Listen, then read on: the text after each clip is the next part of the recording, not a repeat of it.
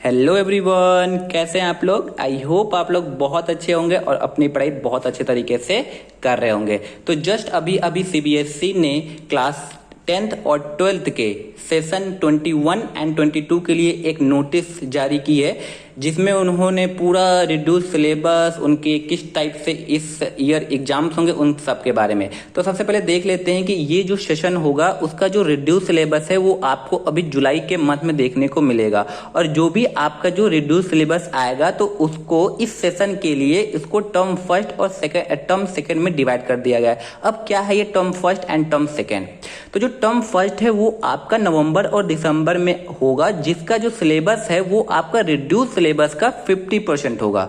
Okay, अब जो भी 50% जो सिलेबस होगा तो उसके जो क्वेश्चंस के जो टाइप्स होंगे वो कैसे होंगे, वो आपके एमसीक्यू टाइप के होंगे, मल्टीपल चॉइस क्वेश्चन, या फिर उसमें हमारे पास असर्शन रीजनिंग के एमसीक्यू देखने को मिलेंगे। और इन क्वेश्चंस को जो आपको जो करने का जो टाइम मिलेगा उसका जो ड्यूरेशन होगा वो 90 मिनट्स होगा। और ये आपको आपके स्कूल में विथ एग्जाम एक्सटर्नल एग्जामिनर, जिस तरीके से आप लोगों के प्रैक्टिकल एग्जाम्स होते हैं जिसमें एक्सटर्नल एग्जामिनर आते हैं, उस तरीके से आपको अपने स्कूल में ही देने होंगे। ये है आपका टर्म फर्स्ट, जो कि नवंबर दिसंबर में होगा। 50% सिलेबस है एमसीक्यू टाइप का, और जो ड्यूरेशन होगा वो आपका 90 मिनट्स का होगा। अब अगर हम लोग बात कर लेते हैं टर्म सेकेंड का, जो भी आपका रिड्यूस सिलेबस का जो बाकी का जो 50% सिलेबस होगा वो उसका जो टर्म सेकेंड है वो आपको मार्च और अप्रैल में देखने को मिलेगा, जो कि आपके केस बेस्ड या फिर जो भी शॉर्ट आंसर्स, लॉन्ग आंसर्स होते हैं उन पर बेस होगा।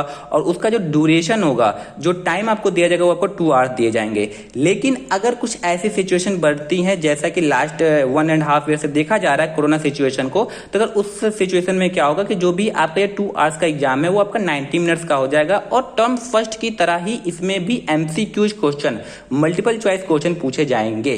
ठीक है, ये सारी कंडीशन उस सिचुएशन में होगी जब ये हमारी सारी चीजें नॉर्मल चलती हैं। बट यहां पर कुछ डिफरेंट सिचुएशन दे रखी है कि अगर मान लेते हैं कि कुछ ऐसी सिचुएशन पड़ जाती है इस कोरोना की वजह से या किसी भी चीज की वजह से कि ये हमारे एग्जाम सही से नहीं हो पा रहे हैं। फर्स्ट केस में हम लोग क्या मान लेते हैं, फर्स्ट केस में ये है कि मान लिया जाए टर्म फर्स्ट और टर्म सेकेंड जो भी हमारे पास वो दोनों हो जा रही हैं। तो उस केस में क्या होगा कि जो भी आपका जो फाइनल रिजल्ट बनेगा उसमें आपका टर्म फर्स्ट का 50% लिया जाएगा और टर्म सेकेंड का 50% लिया जाएगा। वेटेज ये रहेगा। लेकिन अगर कुछ ऐसी सिचुएशन बनती है कि आपका जो फर्स्ट टर्म है नवंबर एंड दिसंबर में जो होने वाला है वो तो अच्छे से हो जा रही है, बट जो टर्म सेकेंड है जो मार्च और अप्रैल में होगा वो नहीं हो पा रही किसी भी सिचुएशन में, तो फिर उस केस में क्या होगा कि जो भी आपके जो टर्म फर्स्ट का जो वेटेज है वो इंक्रीज हो जाएगा और आपके जो मार्क्स जो फाइनल बनेंगे वो आपके टर्म फर्स्ट के बेसिस पर बनेंगे।